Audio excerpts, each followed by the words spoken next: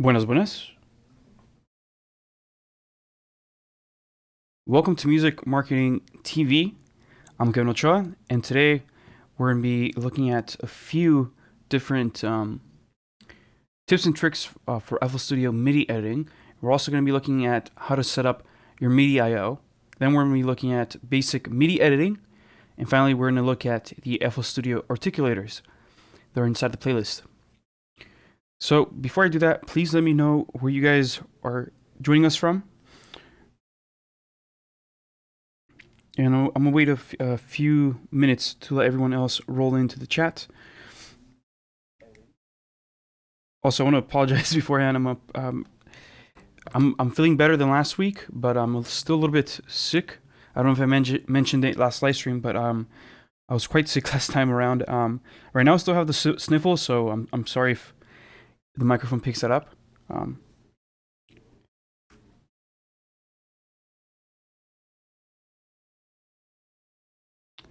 let me see.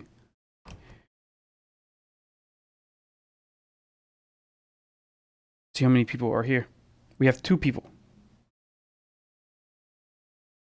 so far. So let's just wait another few minutes to let everyone else roll in, and we can start the class.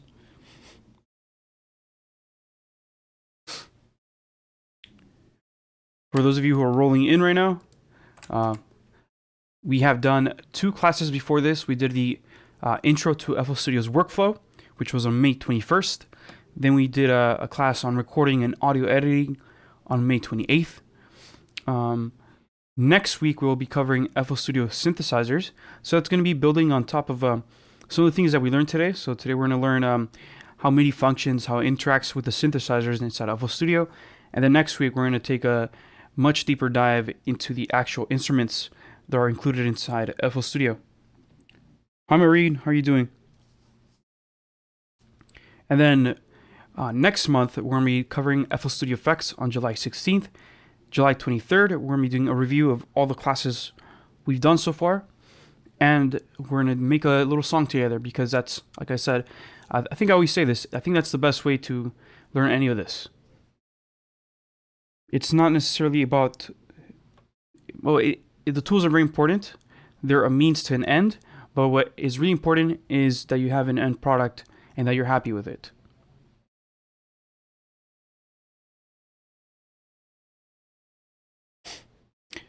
As you guys are rolling into the chat, please let me know where you guys are tweeting from, what type of music you're interested in, and if you have any questions, please let us know. And of course, we'll be doing a Q&A at the end of this live stream, as we tend to do.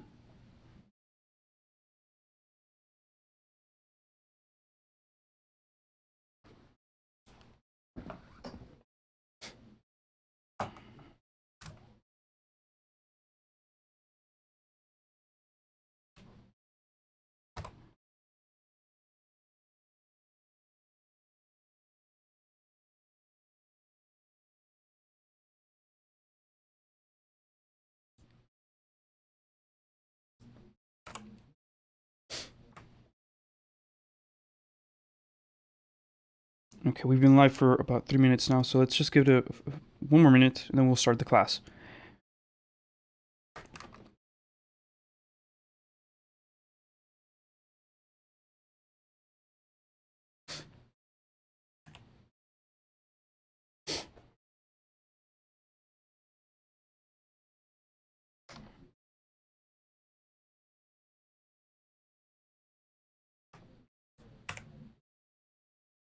Okay, so let's get going. So here we are inside FL Studio 20. We have covered previously how to start sequencing, writing MIDI, putting things into the playlist, doing really basic editing. We also covered a little bit of a deeper editing when it comes to audio editing and recording last week in our audio editing and recording class. And we're going to cover some of the similar type of things because there's also MIDI recording inside FL Studio, loop recording for MIDI as well. So first of all, I want to show you where your MIDI in and out panel is. You press F10, you open your MIDI in and out panel. If you can't remember where that shortcut is, go to the options menu and go to MIDI settings. And as you can see, whenever there's a shortcut menu and a menu system, you see that there's a shortcut on the right hand side. Also, if pretty much anywhere on FL, if you are on something and hover over it, it will give you the mouse click to activate or deactivate a parameter, or if there's a keyboard shortcut for a certain thing, it gives you an option to learn that. So make sure you're looking at your hint panel to be a little bit more aware of what you're doing. So here we are in the MIDI in and out panel. Up top we have our output. So this is anything that's routed from FL to the outside world. So here we have my interface, my Babyface Pro from RME, and it's set to be my port number 4. The port number is very important because that's the port number which sends specific data. So once you set up a MIDI instrument or a MIDI output instrument, you can send that specific MIDI output instrument to go to a specific port, which then triggers your the MIDI interface on your MIDI interface, or perhaps a synthesizer or an effects module, whatever you're trying to trigger that uses MIDI. So as you can see here, we have my Virus TI sent to my MIDI port 3. My MFB Dominion is sent to MIDI port 6. So we're going to be linking these guys in a few moments. We also have our MIDI input. So this is whatever is coming from the outside world into FL Studio. We have the Babyface MIDI port 4. The Virus is coming in at port 3. And the Dominion Club is coming in at port 6. Now, the reason why I have these matching is because I want these to share parameters. So if I move a parameter on my Virus instrument, my Virus synthesizer, I want it to affect the MIDI output instrument inside FL, and I want my MIDI outs instrument in FL to affect my Virus. So I'm going to show you guys how to set that up. This is very important because a lot of the people who are using Pro Tools and are coming from a more traditional DAW most likely also have hardware that need to pair up with FL Studio. So I want to make sure I cover that. I generally don't see people talk about this. You also have the ability to set pads. So if you have your MIDI launch key MIDI, you can set the pads to be on a different MIDI channel here as well. If your MIDI instrument has 2 MIDI ins and outs, or 2 MIDI outputs and 2 MIDI inputs, so you can set that up here as well. So let's close this down. Let's load up a MIDI instrument, MIDI out, and this is the instrument that sends out data to a file. It's from FL to your hardware.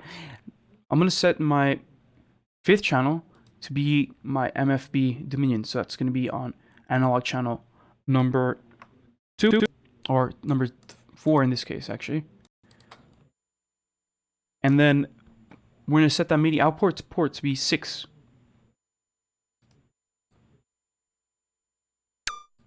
And now, voila. I have MIDI, so I can write notation data.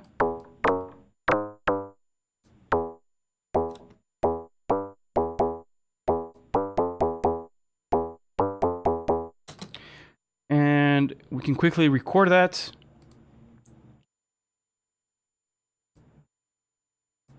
By just pressing R and pasting the pattern on the playlist. Now, when I do any parameter changes on my synthesizer, it's going to record them via audio. If I want to also record any parameter changes via, let's say, via MIDI, I can right-click on here and select Enable Automation, Notes as well. Right-click on this. You can also record to the steps you can see if you like, or you can put it on the playlist. Now I'm gonna set this to right now I'm not gonna have a control thing because I don't have a panel. I have a nicer panel that I've made from the Virus TI or the Virus C. But for now I'm just gonna record using the actual hardware. So it's press play.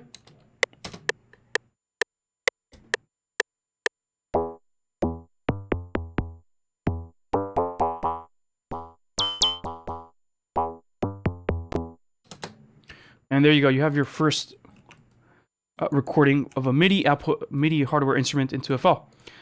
Now, as you saw there, we started to do a secondary recording. That happened because we have the MIDI loop recording set up. So if I press Control Z to go back, this parameter here lets me loop record. So this means that I can come in and continue editing my MIDI, playing different MIDI. Also, I can be, let's say, running a different automation. So let's clear out this and add a new pattern by pressing F4 to create a new pattern. Call this MIDI pattern 2. And we'll, of course, set a click track. I'll press R, and then I'll press play to record.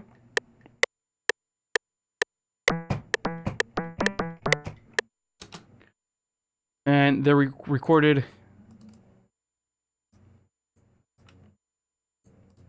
the MIDI, right? These are the notes I played, and we also captured the audio simultaneously.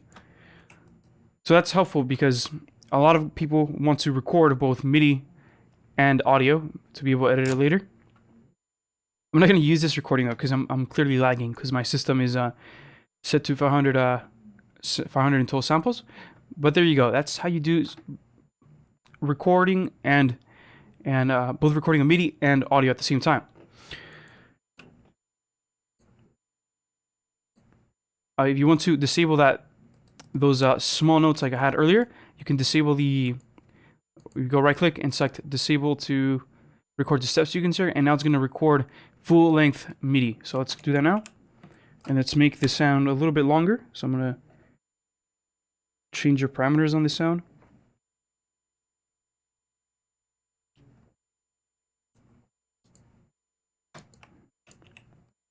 I'm going to extend the length of my MIDI pattern. All right, and let's go. I'm going to go down an octave. Let's press record.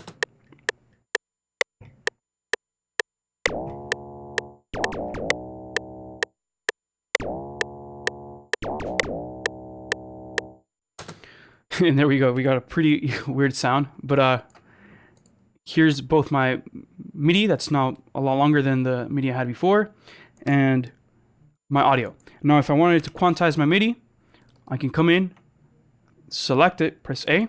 Of course, I'm going to switch to pattern mode. I'm going to disable the recording, and now I can press Control A to select everything. I can use my snap to grid functionality to press Control Q and quantize parameters. As you can see here, I'm a little bit ahead of time, so let's bring this back.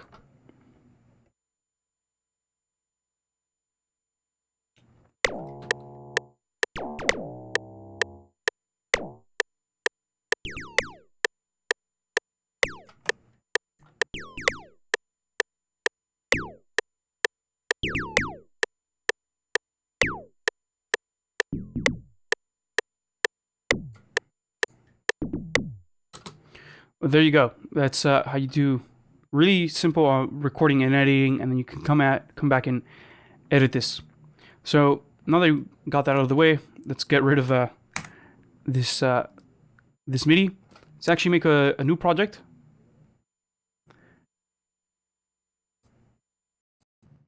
And now let's get into the more I would say cooler, but this is what we covered previously was very important. Let's look at some of the actual MIDI editing capabilities once we have MIDI on the playlist. So let's grab a piano.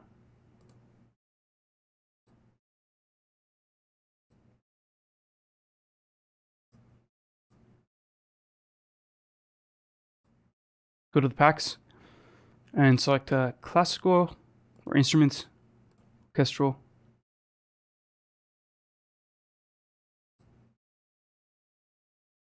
Or keyboard, and then let's use I like the stage grand piano. This is included with FL, so you can use these sounds. I'm trying to use as much FL only as I can during these live streams as well, so you guys can get more familiar with the instruments. Of course, I'll show you later how to also use multiple output instruments inside FL, you know, something like Contact. Alright, so let's set up some basic chords. And in FL, we have a really cool way of doing this. We can come up here to the Stamp tool and select if we want, let's say, minor 7th chord. I'm going to go to E minor. And I got a minor 7th chord. Let's send that an octave higher by pressing Control A, Control Shift up, or Control A, Control up. Shift moves things down by one note. It also moves them by one step, and that step is decided by your snap setting. So if I set this to be 1 bar, when I press Shift right once, it will send me up a bar. If I do this only for, let's say, quarter beat, it's only going to send me a quarter beat, right? Let's change some of these notes around.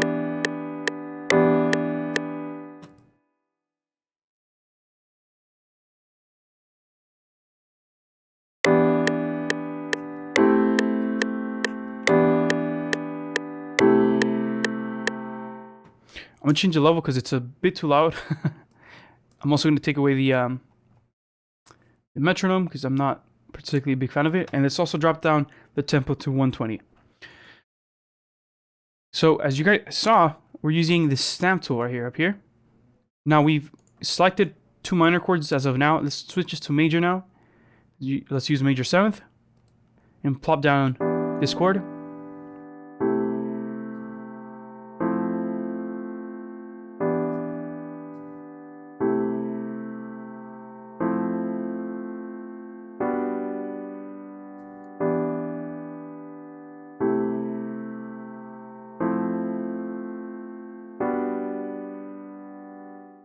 Now let's go ahead and swap out the last chord. So we can start off on not the root, but end on the root note.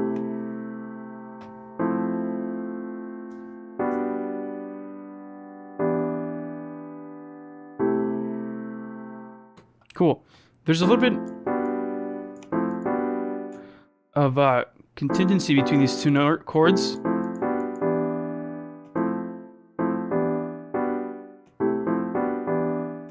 Because of this F and this other F over here. But I think I like it. It's a little bit darker.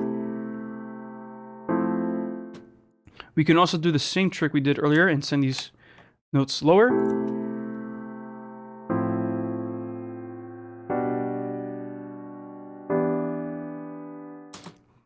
To change the way their intervals sound with each other. So there's a really easy way, like I said, to write chords in FL. Now, if I want to move some of these around, like I said, I press Control left click to select them. If I'm going to select multiple, I just can press Control Shift to select multiple of them. To deselect them, again, press Control Shift, left click and drag, deselect them. Now, it's very important to point out what the left and the right click do inside FL Studio. And that is, the right click usually writes data, the left click deletes data. Again, left to right, left to right, or left to input data, and right to delete data. Most of the time. Now, when you're using the cut tool, for example, the left tool cuts certain parameters and leaves them there for you to delete them. The left tool, or the right mouse, you see, I'm always getting confused by the left and the right mouse, but the right mouse click while using the cut tool cuts the shorter length of slice audio or MIDI that you cut out. So if let's say I cut it over here, everything in that first beat, because it's smaller amounts of data, gets deleted. If I had left clicked in slice, you see how that line is blue? This means that the audio or the MIDI data stays inside a file. Again, if I do right click, it's red, and it tells me, nope, that's going to be gone now. So this is really cool. It's almost like using the left channel, the left mono, blue, and then right channel, red, to delete. It's very simple. The colors were chosen very wisely. Now, the same thing goes for some of these other tools. So I have the delete tool, of course. Left clicking on the delete tool deletes. Left clicking does the same thing. Mute tool. Right click to mute. Left click to delete. Sorry. Left click to mute. Like I said, left click, hold and drag to mute. Multiple at the same time. And then to undo it, left click and drag. And again, right click to delete. So usually right clicking delete stuff removes information from your playlist or from the piano roll. If I use the select feature, it's done with E, and again my shortcuts are up here. So E is a select tool. Again, usually I don't use this tool simply because if you're in the draw tool, which is letter P, if you press Control, left click and drag, you can access the select tool. So it's almost like the draw tool gives you access to multiple tools at once. You can audition what you're on by pressing Alt and right clicking, which is also the playback tool. So why? Lets you listen to whatever MIDI or audio data is in a specific point in time, or what you're hovering over. Again, it's if you're in the draw tool, you can press Alt or right click to do the same. So the draw tool it's really a combination of all these tools, and it's so smartly put together in FL. And this is one of the reasons why it's the #1 choice of DAW for a lot of young electronic musicians. The zoom tool is Z. If you right click or left click and drag, you can zoom in. You right click again. Left. This is left click. I'm sorry. It's left click to zoom in. Left click again to zoom out. Right clicking does zoom you out as well. So this is one of the few tools where the right click doesn't really do much. If you're in the playlist, similar happens. If you use the zoom tool, if you left click, it doesn't even work the same. You actually have to press Control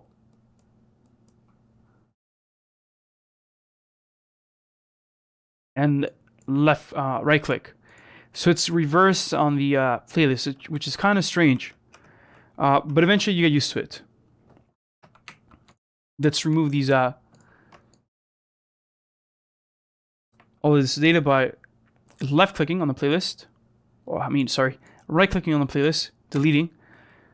Once I'm on the piano roll, to delete that data, I would go to the select tool, left click and delete. Again, the right click and drag, it does work. But it's funny that the left click also allows you to do that. So in the playlist, you can use both left, right. But just get used to using the right click. It's much easier. If you're using the draw tool again, press Control, right click to zoom, Control left click to select multiple things and delete them. I much rather use the draw tool. I think it's much more helpful. Okay, so now that we're acquainted with this, let's look at some of the cool articulators. So let's press Control A. If I press Alt A, this engages an arpeggiator. I can change my range.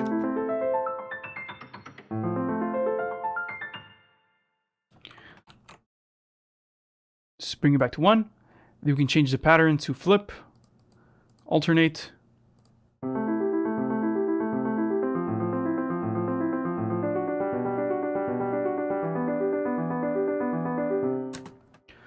Again, this is really awesome. I mean, You don't really have to know any music theory to do all this, and it's just so easy to access. You have your gate parameter here, your time multiplier, so you can make more arps or make the notes play shorter times.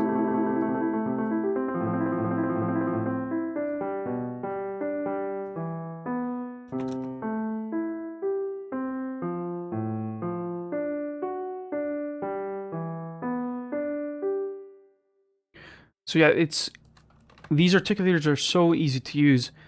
Again, I said Alt A to open the Arpeggiator, and a lot of these work via the Alt function. So you press Alt A to pull up the Arpeggiator, Alt S to pull the Strum Tool, and a few others that I'll show you. I'll also show you where to access them. So if you don't know the shortcuts, don't remember them, you can easily access all these articulators. You can also change the pan position of certain parameters, velocities, and whatnot. You can even group notes, and you can even use patterns.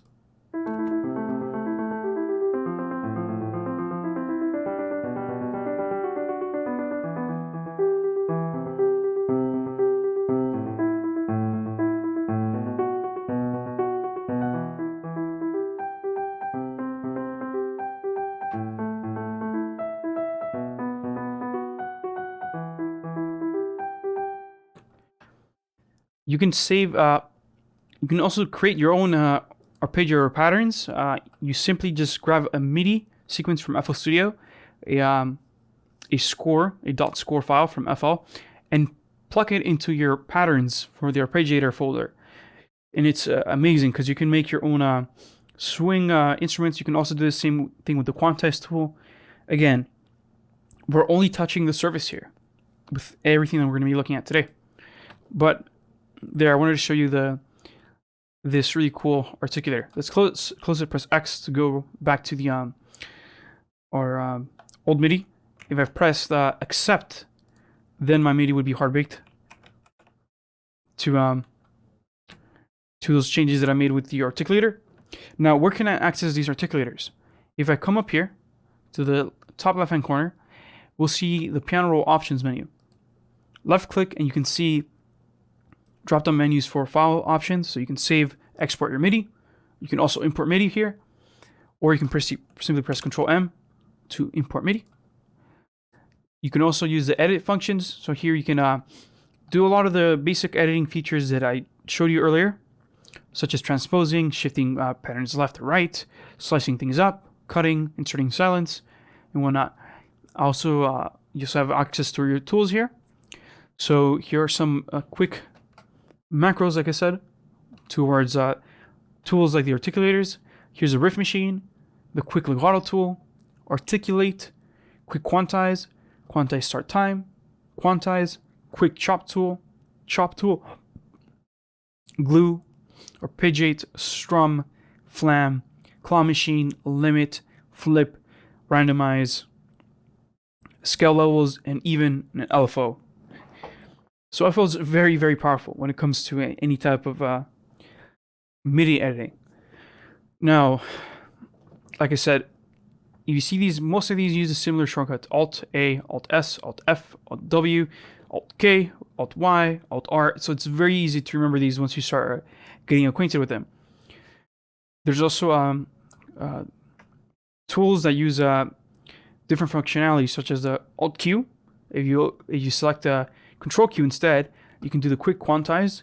If you select the Shift Q, you quantize the start time and not the end time. The quick legato tool and the articulate tool, also very similar, but they're slightly different. And the riff machine. Finally, there's a stamp tool, which I already showed you, where you can select certain chords. Say we want a suspended second, we can pop it in here. So I don't even need to write it out myself. Again, if I want to disable this, I click on None or press Shift N.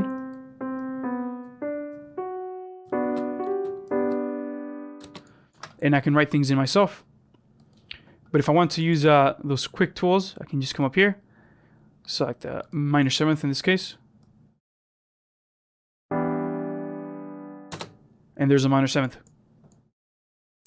So those are some really cool quick helpers. Another helpful helper that I really like is if I go to the helpers after seeing the view. Again, the view just changes the how things kind of look. So you can add shadows, round corners to your MIDI. So if you wanted to have them look like blocks, you could do that, or you can also have them look like circles, like the really old FL Studio.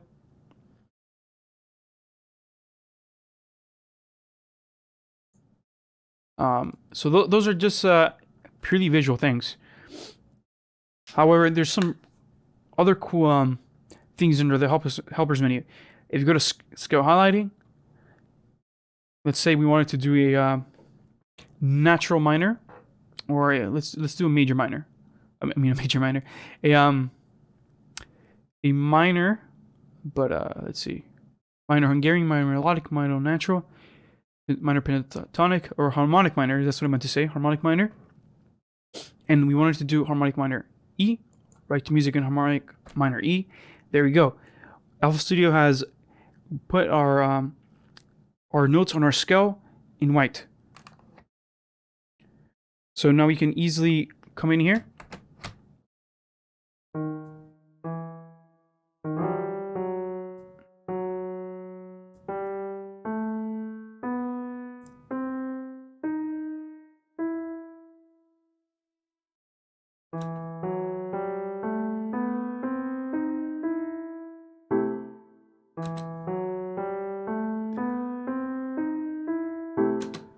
And have our scale set up for us.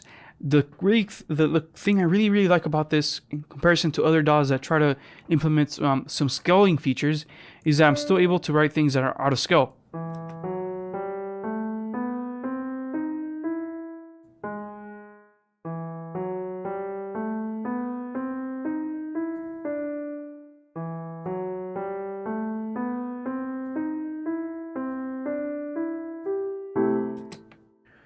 And I'm not constrained to using this specific scale, and that always irritates me when I'm writing MIDI in other programs and they try to implement some scaling features. I really am bothered by them, actually.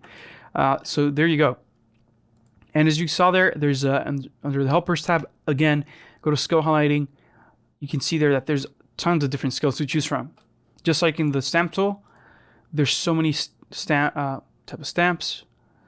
Also, if you go to the advanced feature, you can also do really crazy things like minor, major, or is it major seventh add 11. You do something crazy like that, which is way above my pay grade. I mean, you can do some jazz stuff, freeform jazz, without even knowing music theory yourself. So you can come in here, pick the sounds that you like, put them into the playlist, and start arranging really cool sequences. Let's go back to the views, and at this point I'm going to introduce another instrument. So we have this chord progression here. I'm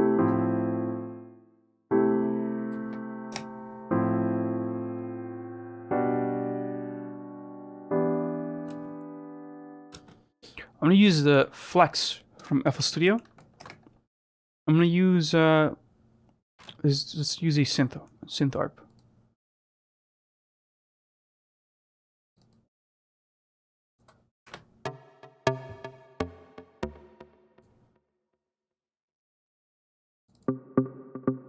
Here we go. I'm going to press Control A to copy all these notes. Control C. I'm going to go into the Flex instrument.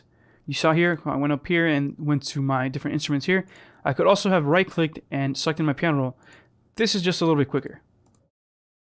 Press Control V and press Alt A to engage my Arpeggiator. Hit accept.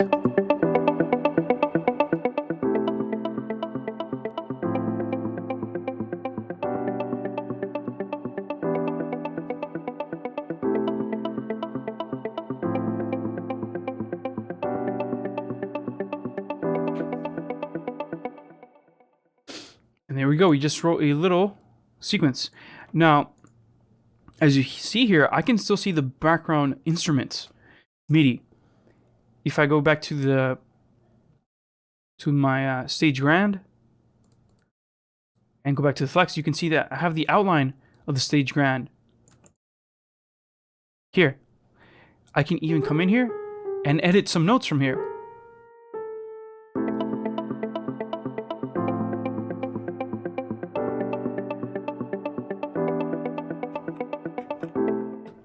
Well, how can I do this?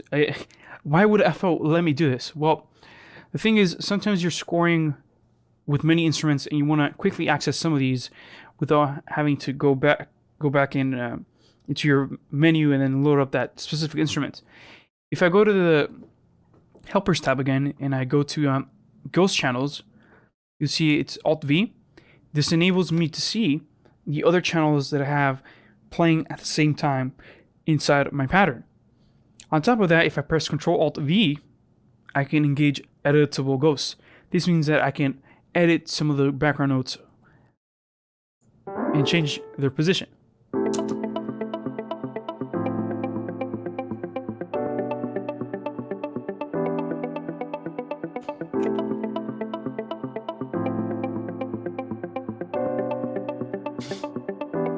So you saw that? That was a iffy note right there. But you can go ahead and do that. You can even change the length of things. You can even copy things around. So let's say I wanted to play half of this one octave and then the other one in the next register.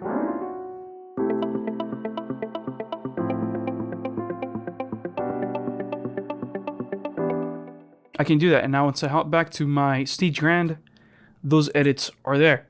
Fantastic. Let's go back and undo all that by pressing Ctrl-Alt-Z multiple times to go and undo any of my changes. I'm going to press enter. Let's lay this out on the playlist now. And again, I'm going to press C to enter my cut tool, right click to chop off that little extra bit of information. I'm going to press B to use my brush tool to brush this in. Okay, cool. So now we have a pattern with the grand, the flex. We've learned how to use the basic MIDI editing functions. We also learned how to use the articulators. In this case, the Arpeggiator. Let's look at a few other things to do with FL, which are very, very cool. Let's go to Citrus. Press F8. I'm going to use Citrus, and I'm going to use it to trigger a saw wave. I'm going to right-click on the oscillator and select saw wave. And I'm going to make a new pattern as well. Press F4. Call this Rise Sweep pattern. I'm going to plop it on bar 5 and lead it all the way to bar 8. And now what I'll do is route the output from that saw wave into the filter inside Citrus.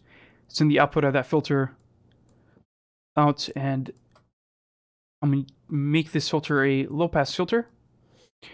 And I'm going to put the envelope halfway there. I'm also going to mess around with the cut position, right click on it, select create automation clip. So that once I write MIDI into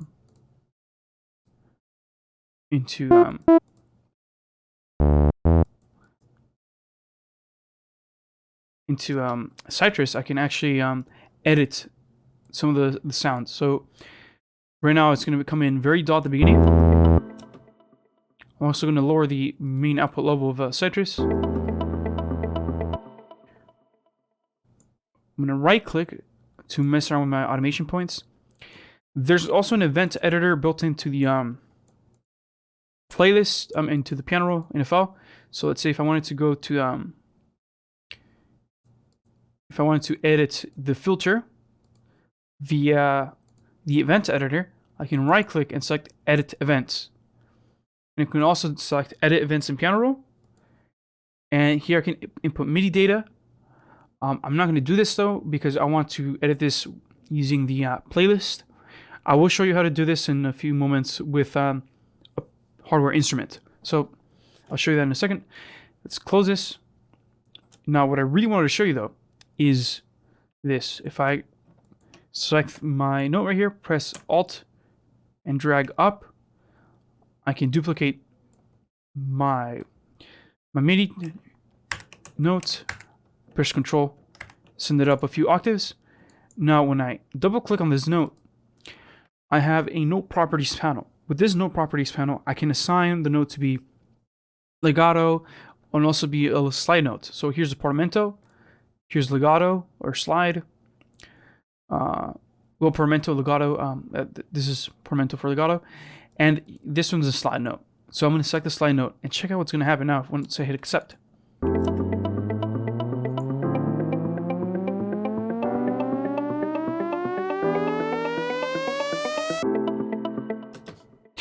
We got a little riser.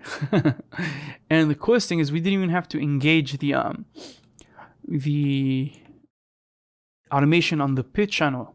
So this means that I can actually have different levels of rise happening in different positions in time. So let's double click this. Oh. And then I'm gonna press Control up to go up one octave. I'm gonna also use my cut tool to delete the larger portion of this notes. I'm gonna double click on this other one, and of course this is gonna be sliding as well. Check out what's gonna happen now.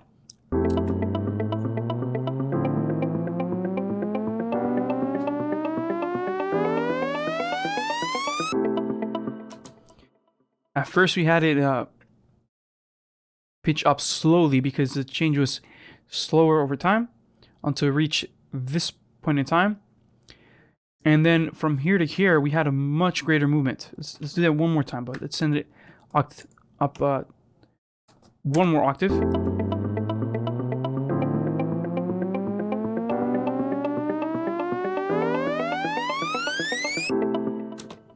And this is so cool because you can use the same instruments that you're using inside your track, your project, and use them as rising effect instruments without having to, use a standard riser that everyone has, or have to remix the riser. You can even, if you feel like this is too loud, you can even change the velocity on things.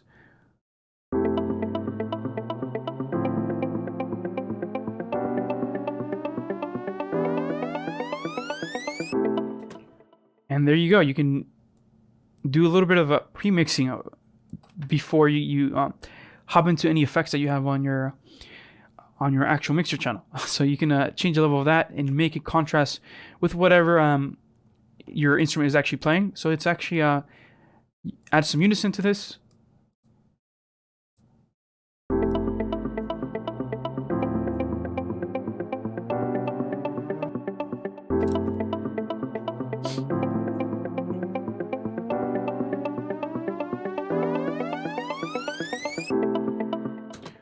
And then the other thing we'll do is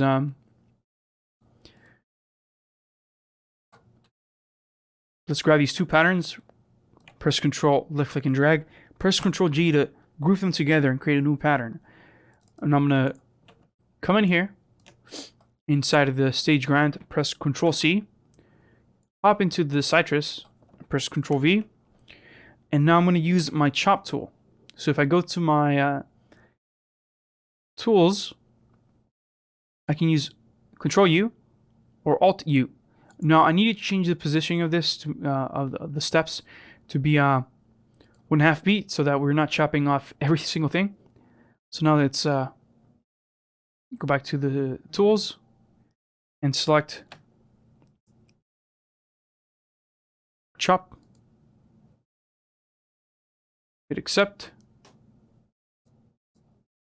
And now what I'm going to do is I'm going to come in here really quickly and delete some of these. Actually, we could, instead of doing that, we can do this quicker. Let's do beat. So let's go back to the samp tool, or I mean the quick chop tool. And press Control A and shorten the length of these by left clicking and dragging while pressing Alt.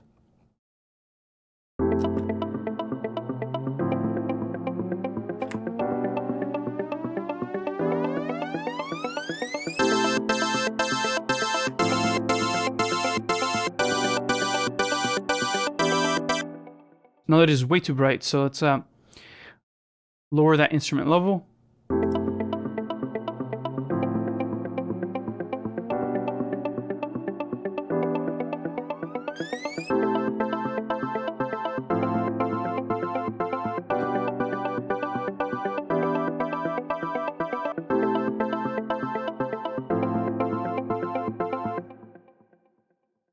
Let's also change the filter cutoff envelope on the citrus.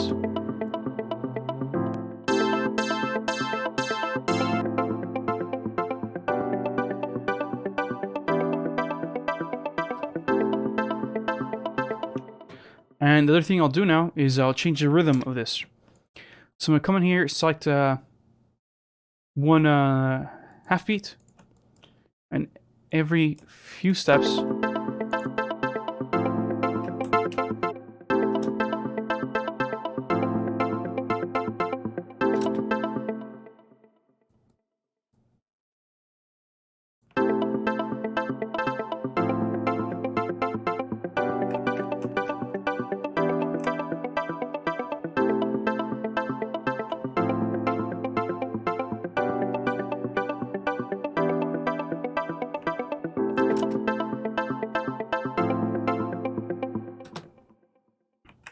there you go. That's a little bit more groovy.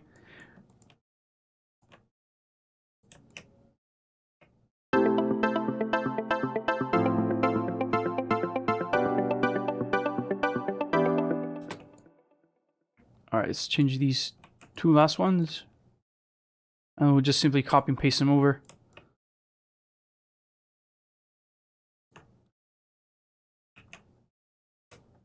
Yep. Oh.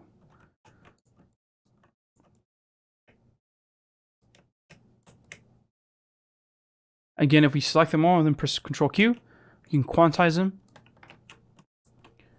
Now, since I know these are repeats at the very end, let's delete them. Let's press Control A to select all of them, and then press Control B to paste them over.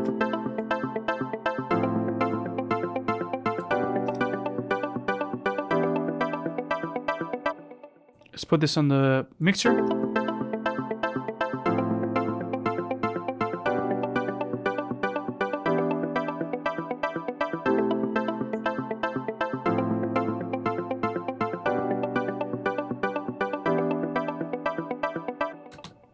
Now let's do something cool. Let's use that same legato feature that we were using earlier, and let's apply it to some of these notes. So let's select some of these, and of course let's disable the stamp tool.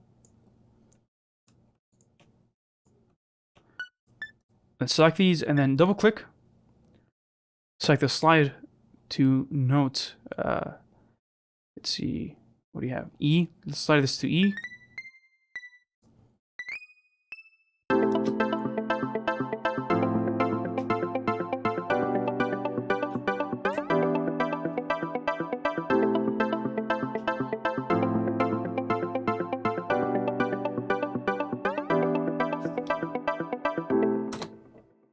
And now we have some slides either coming and going, or they're sliding a whole set of notes.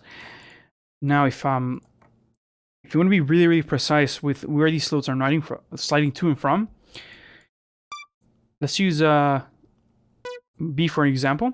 Let's double click on it, change the color of it to color, let's say 7. Now I can come to B again. Let's set this to E. 2 octaves lower. I'm going to double click on that E and set it to slide. Now I'm going to turn on my spectrum analyzer just so you can see exactly what is going on. And why this MIDI editing features in FL are so cool.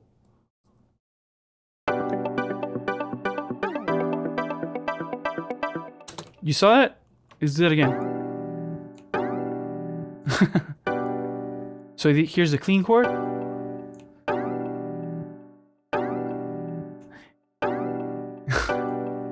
That is so cool. So essentially, these notes over here, they're all in green, are being routed to that same note in the slide, right? And now this purple one is right to slide only to the purple note. So if I were to grab, let's say, this top note, set it to be, let's tell it to be color 4. Let's put that on color 4 as well. Now, the only notes that are going to be automated to this new pitch are those within the same color. Let's look at it.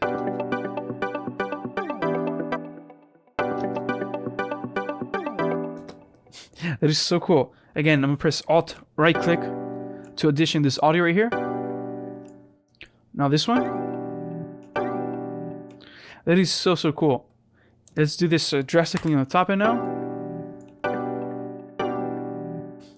Again, that is so cool that you're able to change your MIDI and repitch the MIDI from within the same chord. I don't think I've seen many programs do that. Actually, I don't even know if I've seen another program do that at all.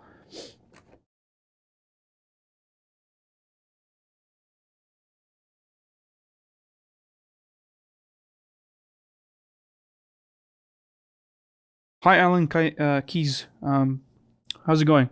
Thanks for joining the chat, guys. Let's see. Hey there, I love your videos. Any tips for Studio One? I do have a tip for Studio One, actually. And I think it also applies for this class, which is MIDI editing inside FL Studio. So, you see all these tricks that we just did with FL Studio? Well, what if I told you you can do them in other DAWs? Let me save this project really quick.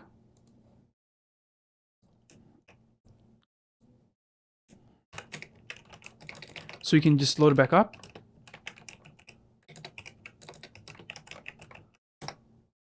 So this is also going to be very helpful for people who are using FL in other programs like Pro Tools, Studio One, Cubase. I'm showing you a really cool trick.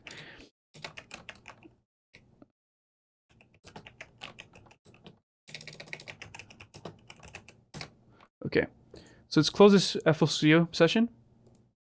Now I'm going to open up Studio One.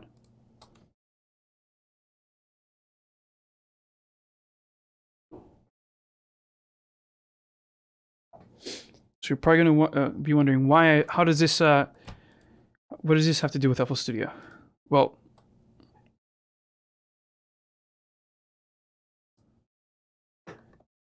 it very much does. Okay, so I'm going to open up this project here. As you can see, it's called FL Studio Rewire Studio One.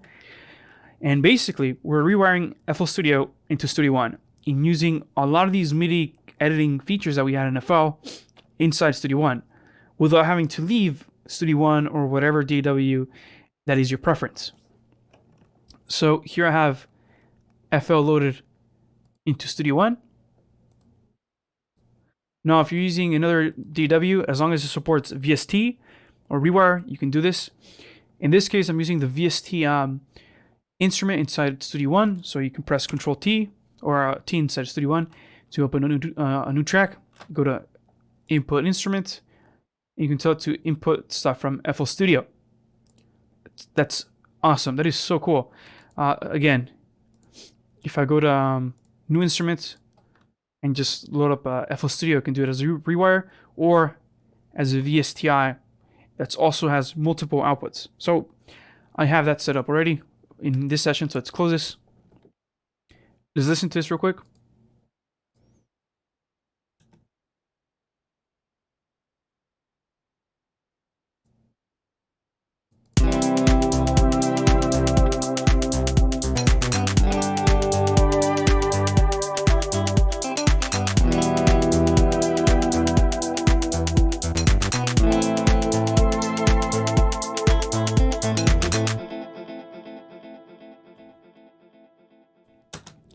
How cool is that?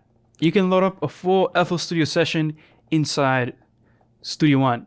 That is amazing. So this is a very simple session here. But if I rewind to, I could have a whole arrangement, bring it into Studio One, or create a template that I like in FL Studio, bring it into Studio One, and actually use that. If I go to File menu, here you can see that you have my templates. and I can load up any of my templates that I have in FL Studio, load them directly to Studio One, and I'm able to use 16 MIDI channels from FL Studio and send them to and from Studio One, and I also have 16 MIDI or 16 stereo channels that I can send out to Studio One.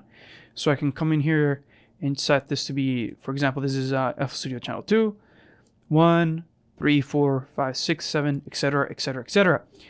And these are all directly routed to my mixer on Studio One. Let me go to my mixer by pressing F3, and let's play this track again.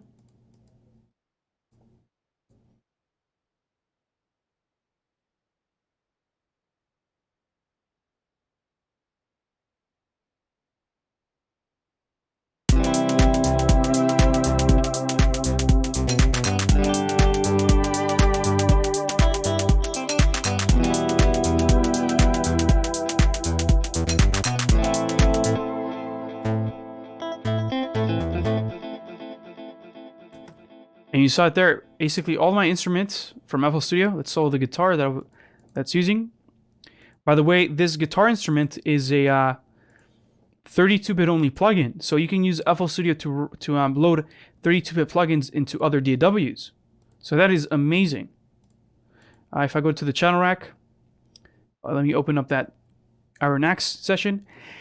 This is a 32-bit only plugin. I absolutely love this plugin. So I was really sad that when I started using Studio One and other DWs that I couldn't use it because it sounds so real. But then I remember that FL Studio has the ability to load 32-bit plugins, and I could also load FL Studio as a VST inside another DW. So here I open up FL, and I can use Arenax inside Studio One or any other host that's only 64-bit only. So this is really, really cool. So I soloed this instrument. Let's play back.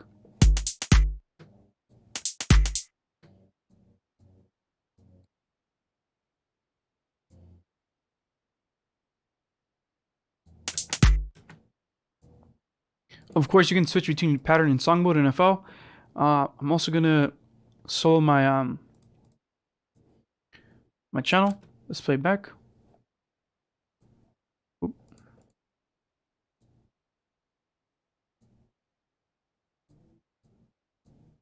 I don't know, my mouse is lagging. I think it's running low on batteries. Here we go. Arenax. So it's actually running into a color copy instance. So here we have the color copy and FabFilter Pro R2. I mean R. I wish there was an R2 already. It's such an amazing piece of gear. So let's listen to this back.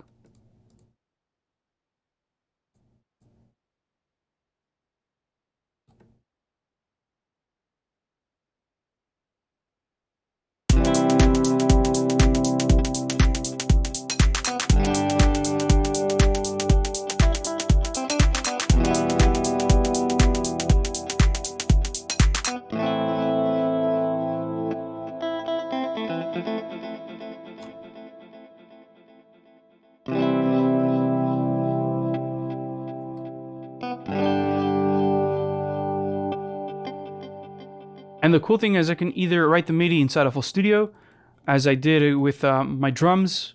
I wrote all the MIDI for my drums inside FL, which I love because the sequencer is just so blazingly quick. It's just so cool. It's just way faster than anything out there. I could also just use the MIDI channels from Studio One and send them directly to FL Studio to trigger the instruments like I did here. I sent the MIDI out into the channel number 4, which contains the Arenax.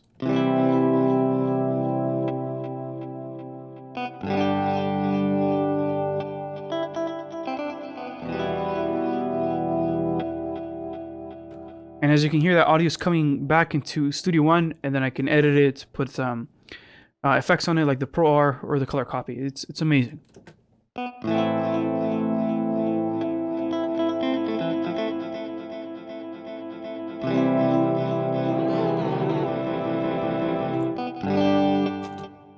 All right, enough of that. So that's a cool tip that I got for you, man.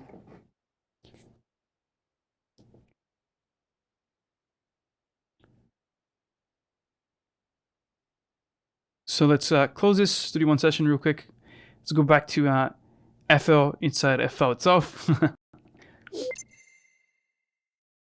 Hey, what's up, Mojito? How's it going? Yeah, the quick chop tool is really cool. Let me go over some of the other shortcuts really quick too, because there's some of them that are very, very cool. So I covered the arpeggiator, the let's see, the chop tool. Let's look at the strumizer.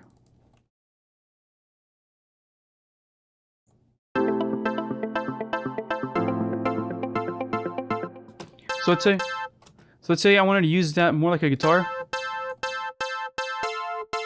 and not have it all ring on at the same time. If I press Alt S, I can engage the strumizer, and this essentially changes the positioning of my notes. So if I tell it to be coming a little bit later,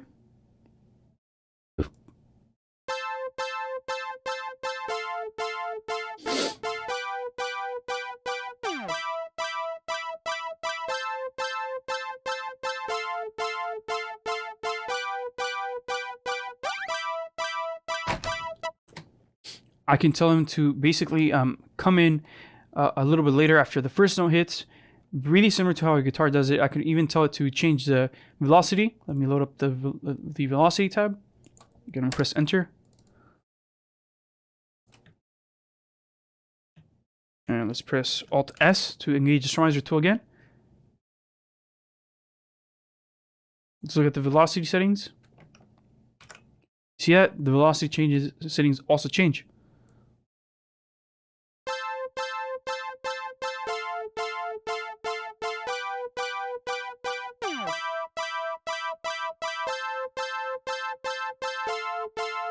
You can even change the tension of things. So that's really cool if you want to make your things sound a little bit more natural. Let's actually copy this MIDI over to a setting, instance of Iron Axe. So actually let's use there's a 40 guitar thingy, this layer, instead, since that's the included plugin. Where is it?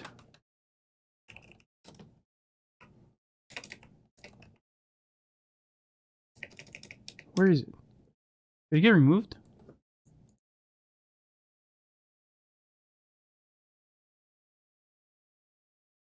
That's strange. I don't see it here.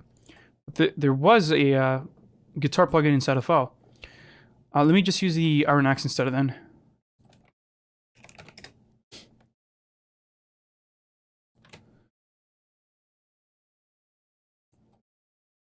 And this might sound a little bit unnatural because we're not using the exact notes you would listen to in a guitar, but let's take it with a grain of salt. Let's also take off all the really aggressive effects.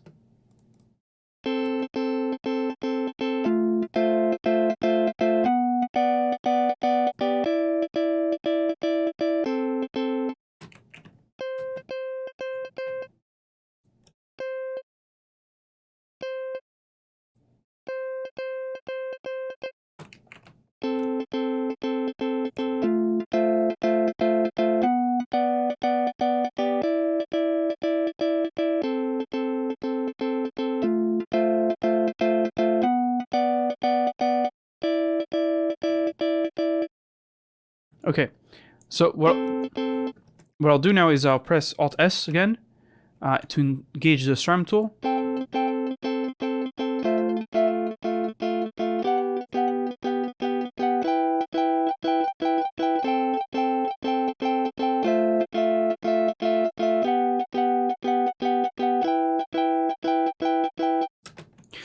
And any note that you hear that really stands out, you got to change it, because with the guitars, they don't play nicely with that. So let's Control A, send this all the way down.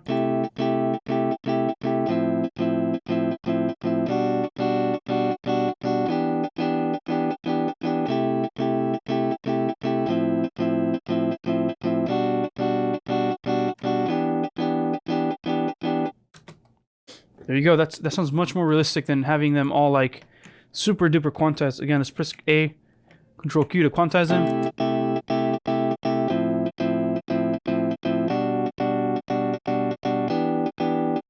Again, that sounds just like a standard EDM synth. Press Alt S, press Enter. You get some strumming. You can even do alternate direction, so it sounds even more realistic.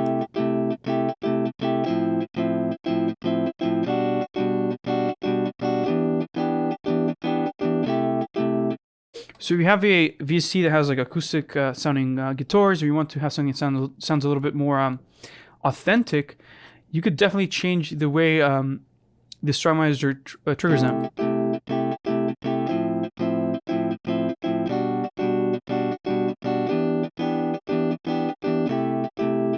I'm gonna hit accept. Let's put this on the channel. Let's do channel 5. Right click and add a reverb.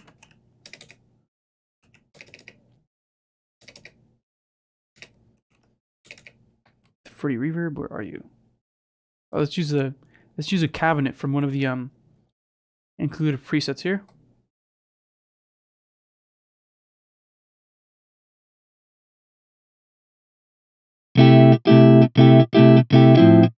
And that's absolutely super loud, so let's lower the level of this.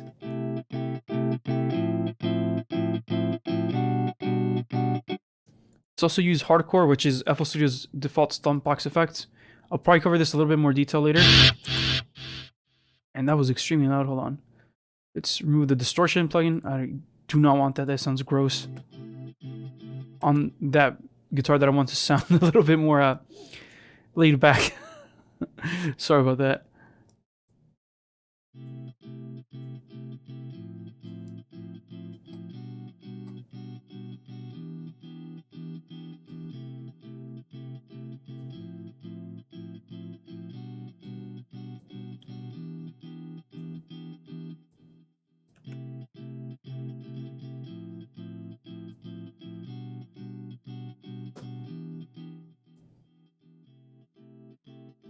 I think I should put the cabinet at the very, very end.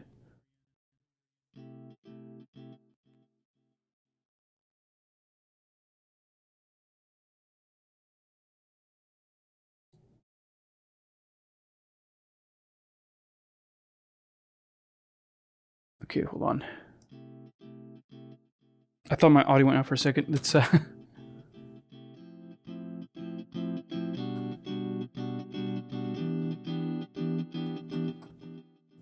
that sounds very, very wavy. Okay. Let's put this on the playlist. Let's play everything together.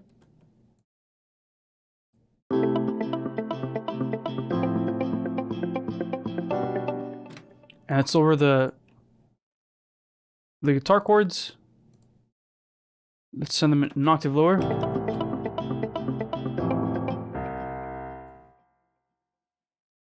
But just the root note, not the whole thing. To give this sequence some weight.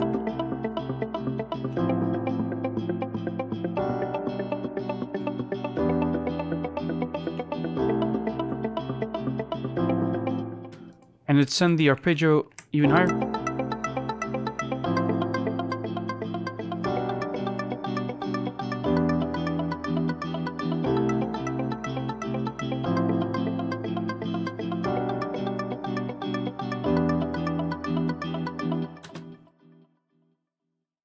Yeah, there you go. So that's another cool trick right there, the Alt S trick. Let's see what.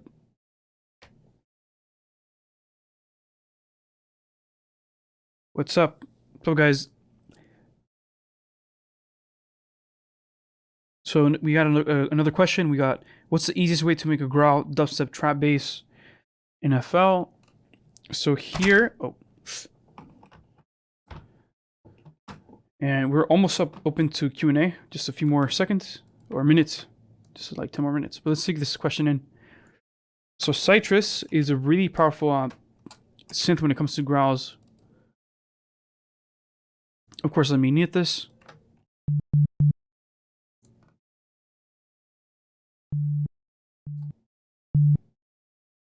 put this filter to be high pass mode. And let's send the output of filter number 1 into, from operator number 1 to filter number 1. Send that out. Let's also lower the output level of Citrus.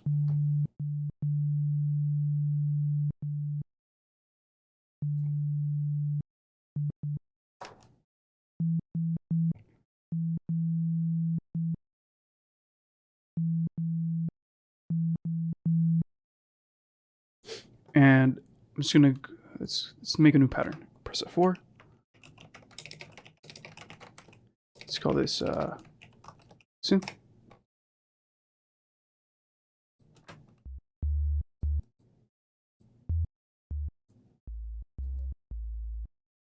Let's go somewhere around G. And press Alt to go into this other pattern. And now let's modulate that operator by another operator.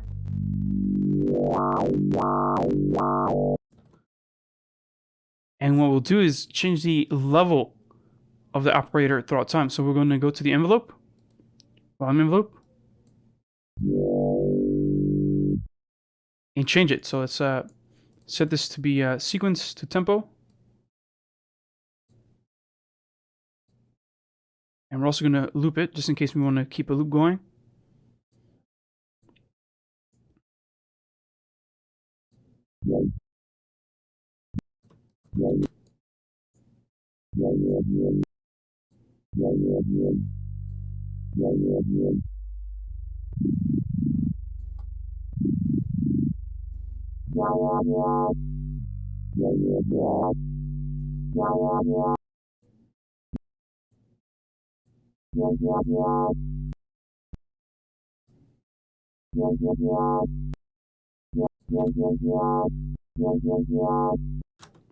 Let's modulate that operator now by another one.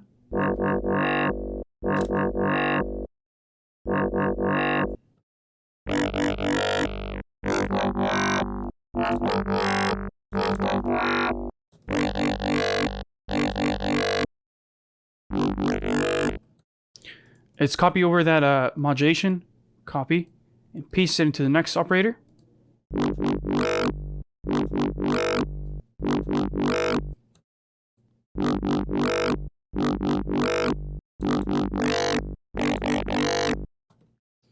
And now let's use a reverb to add some effects.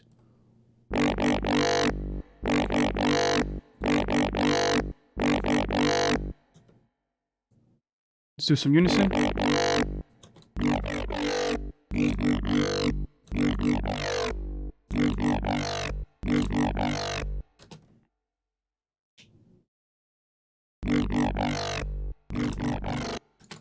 Let's send this off to an octave.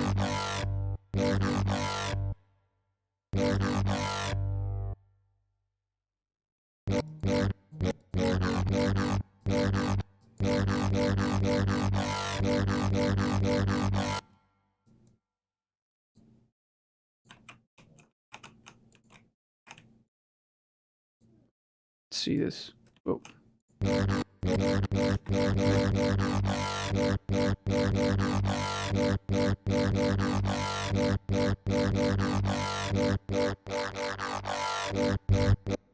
And now you can modulate the filter. So I'm going to go to the cutoff, and I'm going to paste that same sequence. Now I'm going to push it up, because now when you put the cutoff over here, this is going into negative position. So let's send this up into positive positions. There we go.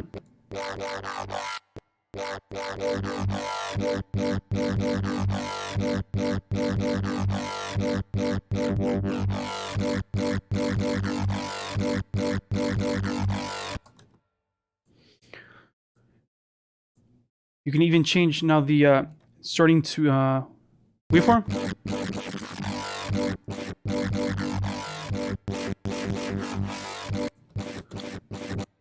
But it's always kind of cool to start off with a sine wave. Change this down an octave. But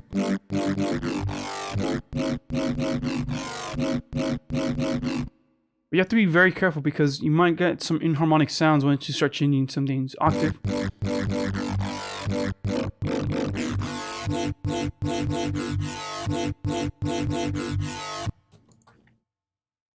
So there you go. That's a quick and easy way to make some basses. Of course, you want to distort these further, so let's add a distortion unit. Let's use Destructor real quick, because this contains most of the FL algorithms when it comes to distortion. Let's use modulator. I'm gonna lower the level of this just in case this is too loud.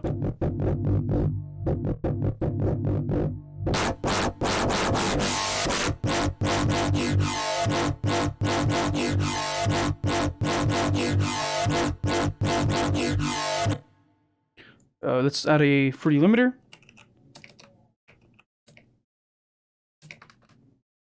Let's engage the saturation on here.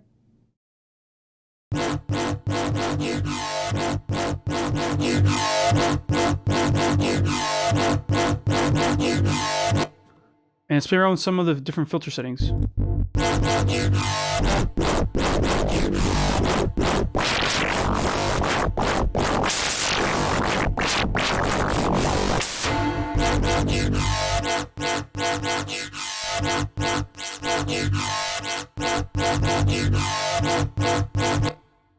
Also keep in mind, if you put the citrus in HQ mode, so engage HQ envelopes and engage oversampling, you're going to get a completely different texture.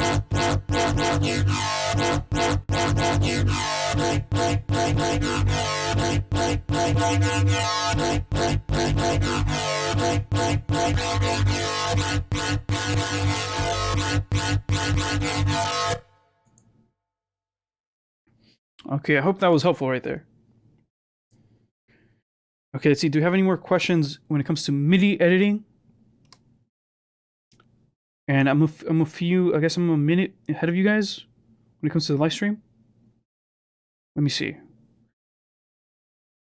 See what other questions you guys have regarding MIDI editing. Also, before I forget, you can also use that double clicking to change the pitch in here, right?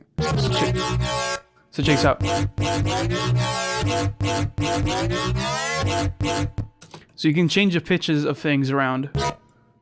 You can't do that in Serum. You would have to actually write automation. This is you just write notes. It's so cool.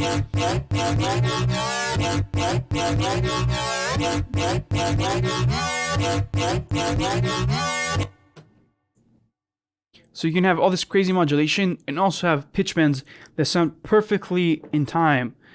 And, you know, you usually don't get this in many synthesizers.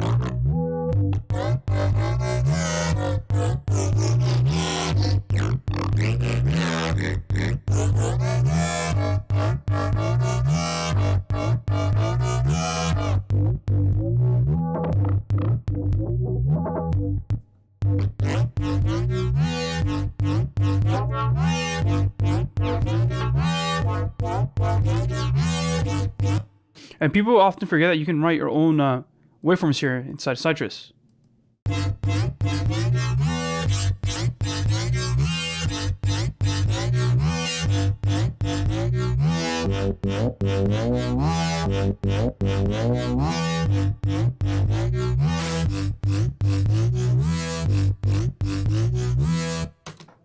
All right. Let's see.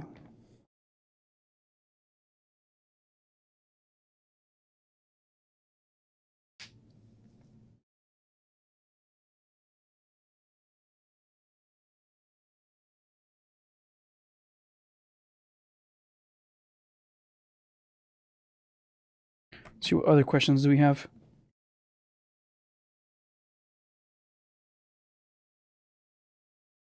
So we reached the hour-and-a-half mark for the live stream. So yeah, just hit me with a ton of questions, guys.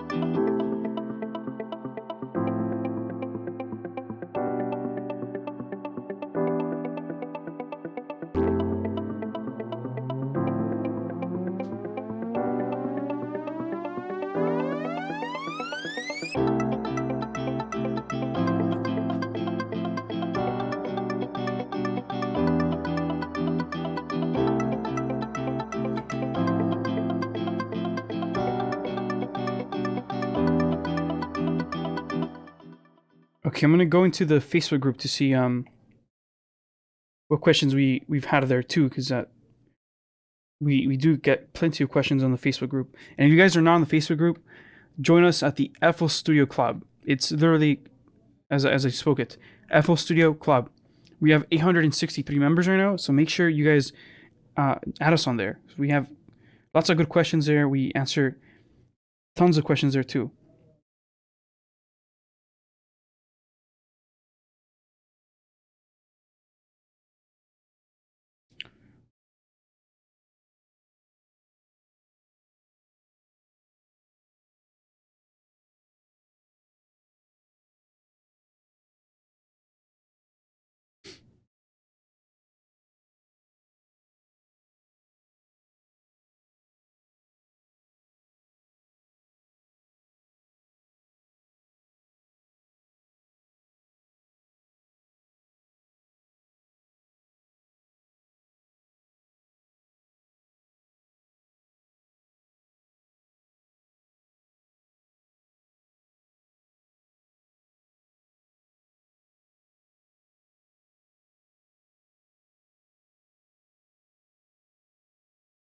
Let me see. Let me look at all the piano roll questions that you guys have.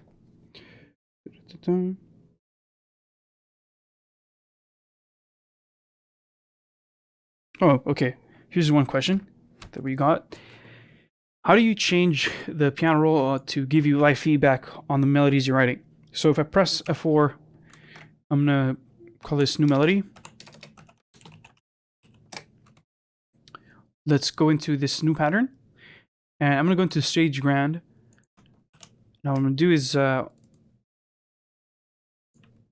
open up the view here. If I go to my piano roll settings or options, if I go to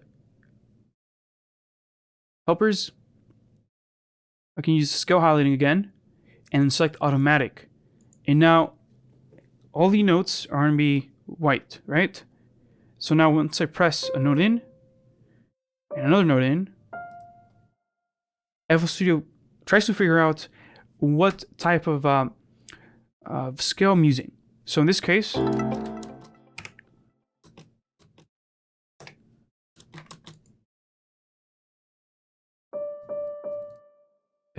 first of all, let's turn all these back into slide, not slide MIDI.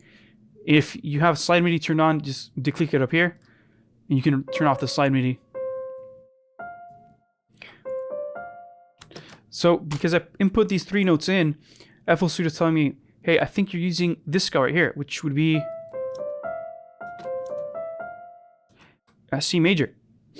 Now, if I were to switch this to right here, it'd tell me, hey, I think you're doing C minor. So that's really, really helpful. So as you're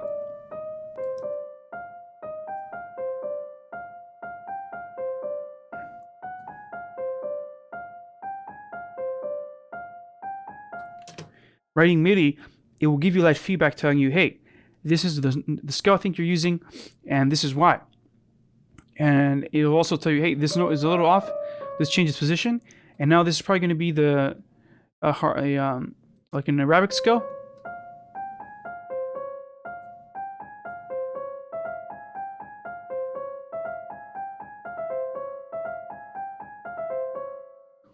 And FL Studio tells you, hey, you're using this other scale, C, or you're using F minor right now.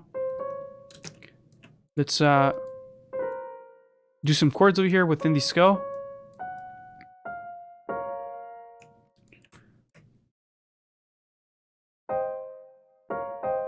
You see how it changed?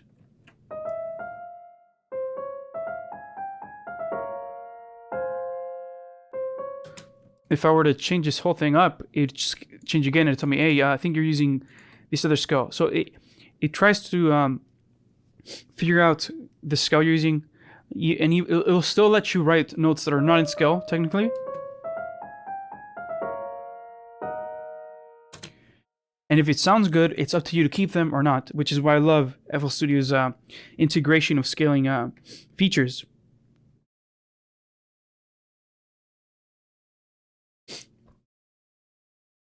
All right, let's see some other questions.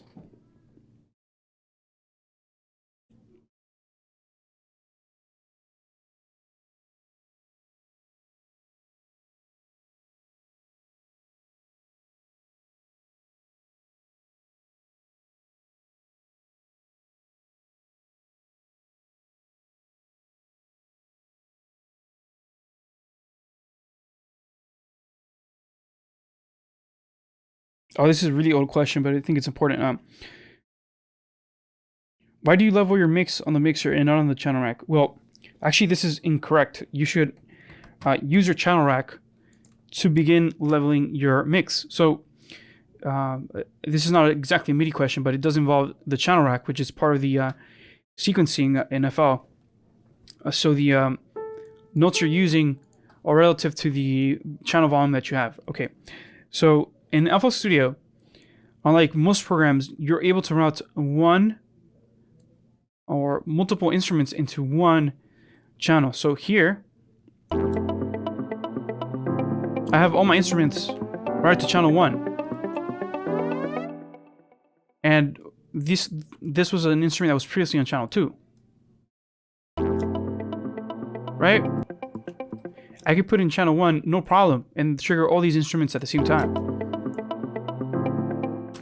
Because of this, what you should do before you start mixing with the mixers here inside FL, you should try to mix or set your gain staging properly with the channel volume. And even before that, I would really suggest going to the synth settings and set up your output levels appropriately so that you're not clipping when you're using your synthesizer. I've gotten many sessions from other music producers which actually clip inside their synthesizer. So for example, let's grab the citrus that we had over here.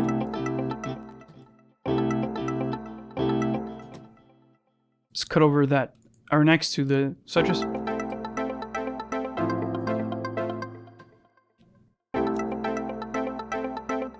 So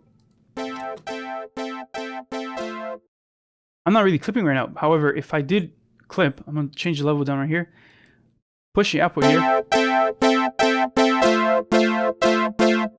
I'm getting unwanted distortion, and that is just too loud for anyone's ears. It's just so loud. So what you want to do is set your gain stage first from your synthesizer. Bring that down. And then go to your channel volume here. And set it somewhere where it's comfortable. So by the time you come to your mix,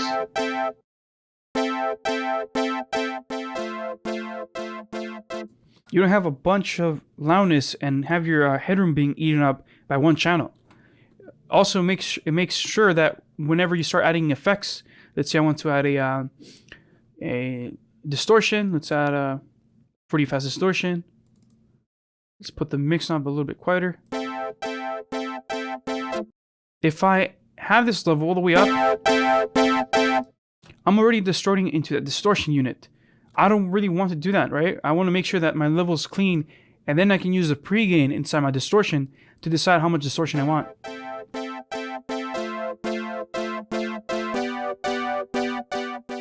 So you see here how I get some distortions and saturation once I bring this a little bit higher, and it's not overbearing as it was earlier when I had it all the way up here. So that's really loud and really irritating. It doesn't sound good. So if I use the pre-gain here,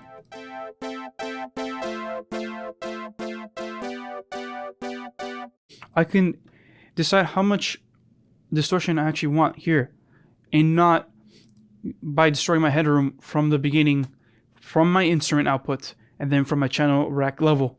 So you do want to be using your channel rack level to level things out before they go into your mixer. Or else you're going to be clipping inside all your plugins that you have on that mixer track before you even target the mixer level as a,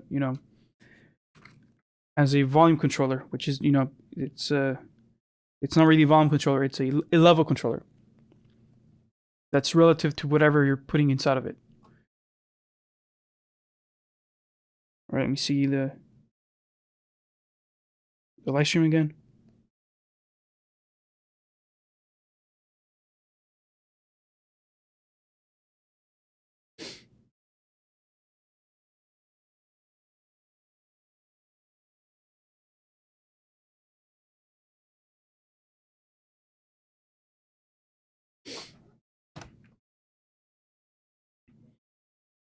So yeah, it's helpful to actually know that.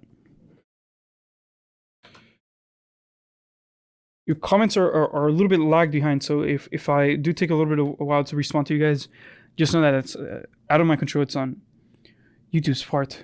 It's a little bit, it's probably like 2 or 3 minutes behind, as far as I can see now. Okay. So where were we? We had pretty much explained all the basics. I mean,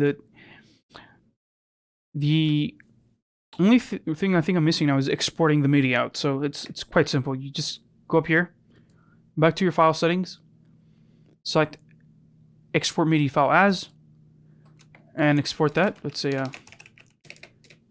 MIDI chords.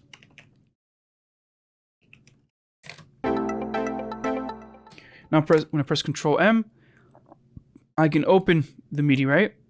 So if I go to my guitar that I had earlier,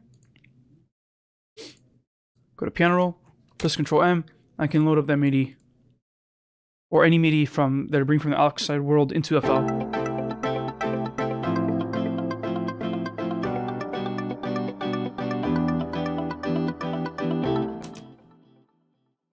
Super simple.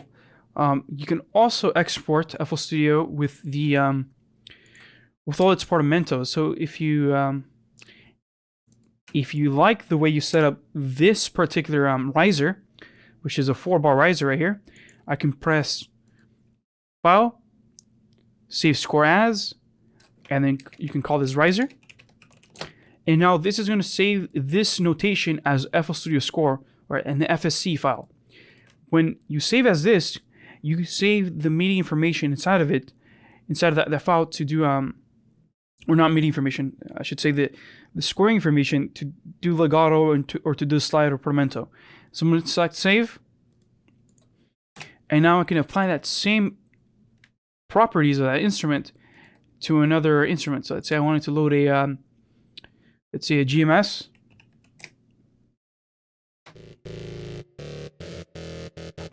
And that's a pretty aggressive bass. If I wanted to give it that same rise effect, I'm going to press Control or go to the file settings, open score, and select that riser score. Here's my data.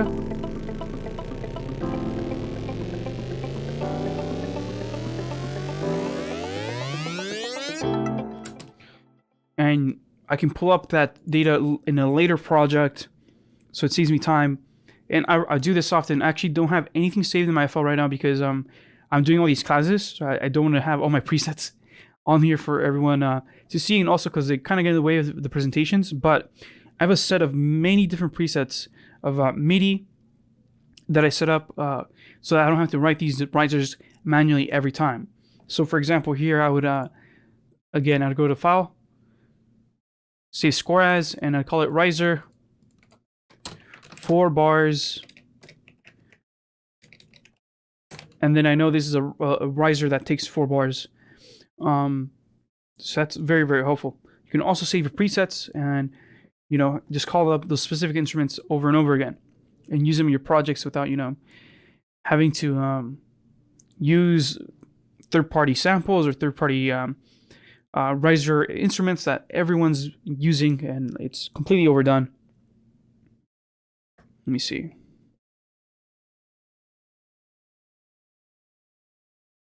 Yeah, Mojito, try to add the Facebook group later. Again, it's FL Studio Club.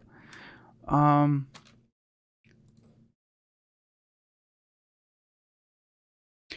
did not mention time markers. Again, that's it's a very it's not a difficult thing to do inside of FL to change time signatures. It's actually quite easy. But let me show you guys real quick. So if I'm on that same pattern that I was on earlier,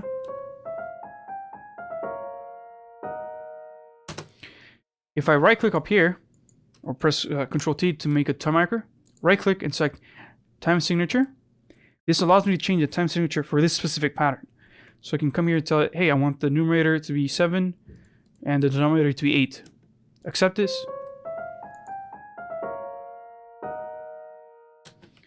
And now my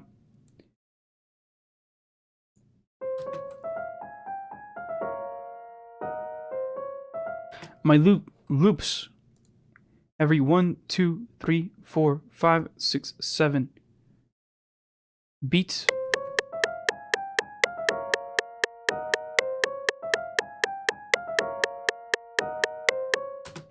Right? Or yeah. After 7 steps it loops, so you would have to write music a little bit different for this. And once you're in the playlist, you can bring in this pattern and say right click, select use current time signature from, and set it to from pattern to playlist. And kabam, we have this new time signature change. So if you had for example all these other chords over here that were playing one time signature,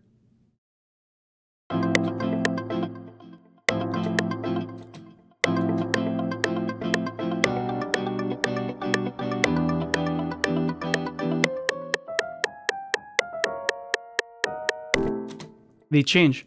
If I come back up here and press Control T, I can add a new time marker. Right click on it and select time signature and then tell it to be 4/4. So now we're back at 4/4.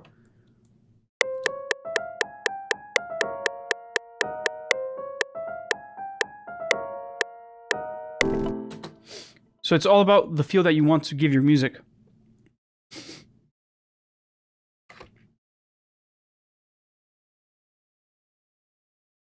Okay, we got 10 minutes to go. Let's run through some more questions.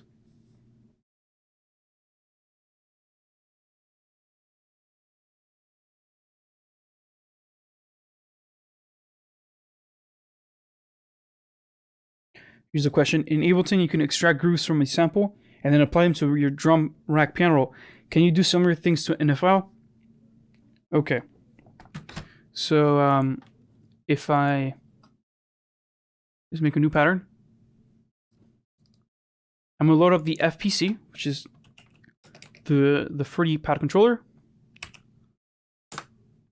It's basically a similar setup as an Akai sampler. I'm gonna right click to go to the piano roll.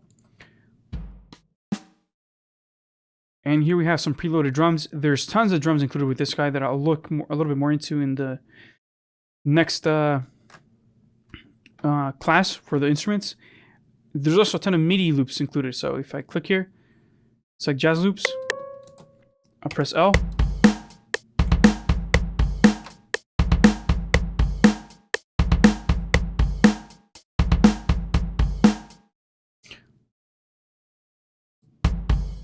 You get some pretty cool grooves. Let's click through some of these.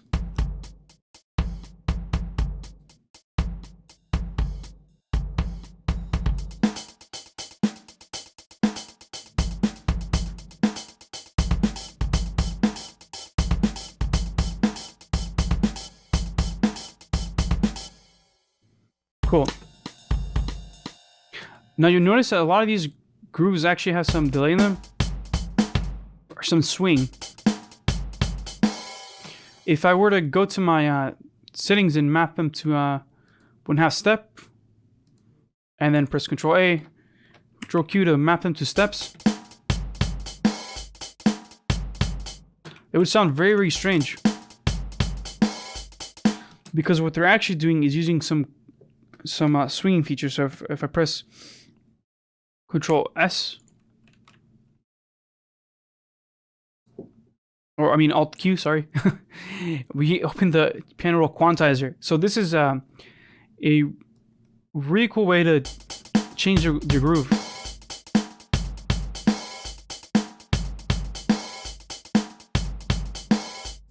Let's make a really simple house pattern. Again, to remove these sliding notes, just click up there.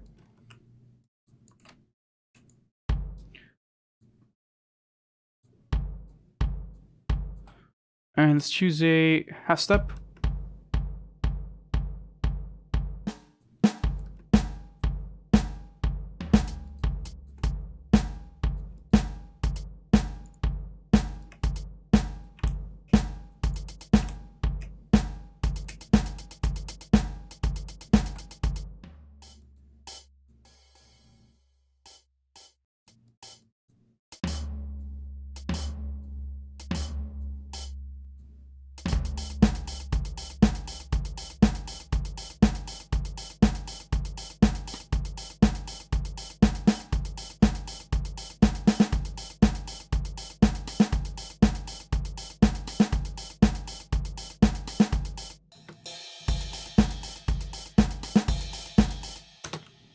So there we have a pretty basic loop. It's very, very static. Very machine-like. If I press Alt Q, and if I go to my template, I can choose any of these classic sounding swing machines from machines. So I have an MPC. I have, if I go to grooves, I have swing 50, 75. So it's like the 909s. Triplets, you got polyrhythms as well, raga loops, drum swings, backing swings, break swings, hip hop swings, surf rock, a lot of different types of swing. So let's go with levels, or actually grooves. There are also loop presets, so that's really cool. Let's go to grooves, let's go to swing 75.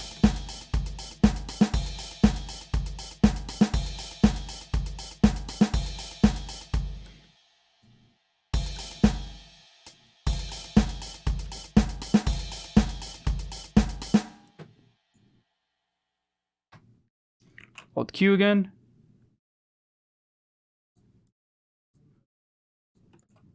And what I'm going to do now is introduce some extra hi-hats in certain locations. So we get more of that feeling of swing, and I'm also going to introduce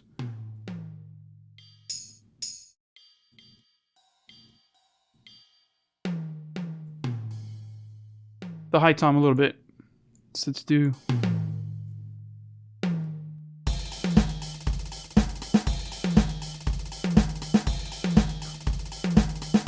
So that's way too robotic. I mean, that's so crazy. That's way too much. So I'm gonna use the quantize to change sensitivity, duration, and start time.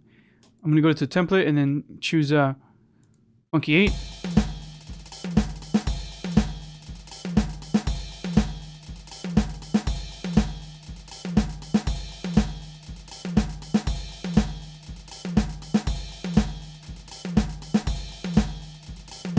And now when I zoom in, you can see that some of these notes were shifted along.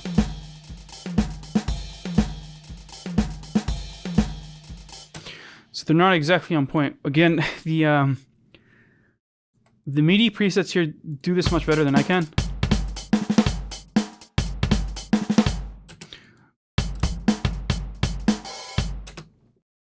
So check some of the presets out that are there and then use them as starting points.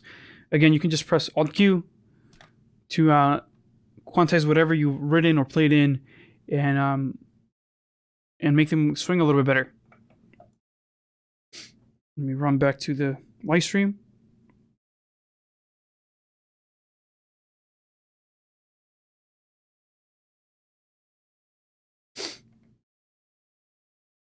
Okay, we're basically at the 2-hour mark now, so I'm gonna call it a day. I want to thank you guys for joining us here at Music Marketing TV.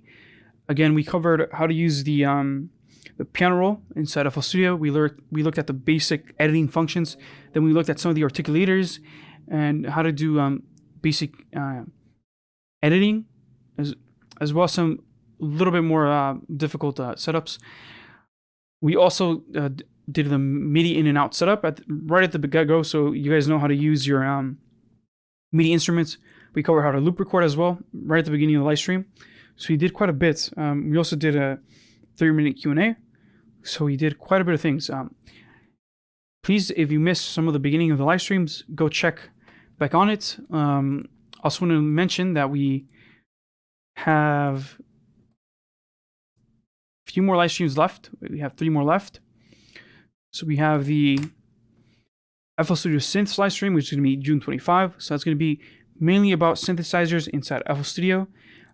Also samplers inside FL Studio. So if you guys want to learn how to use the slide sets, just come over and we're going to take care of you. So we're also going to cover sound design in that specific class on June 25th next week. After that, on July 16, we're going to cover FL Studio Effects. July 23, we're going to have a review. And basically, we're going to cover everything that we've done, make a new song together with all the knowledge we've obtained throughout the previous 5 classes.